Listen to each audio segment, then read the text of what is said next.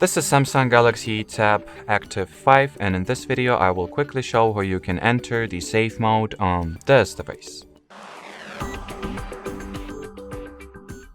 So, putting your tablet into the safe mode is as easy as launching the power off menu, which you can perform by pressing and holding the volume down and power button simultaneously for about 3 seconds or so.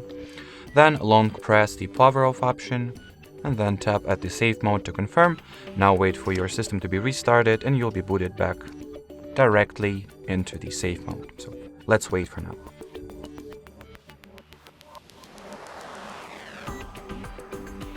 So as you can clearly see now, the system is in the safe mode and well, you can do whatever you intended to. Well, exiting it or quitting the safe mode is as simple as rebooting your tablet, so just launch the power off menu once again.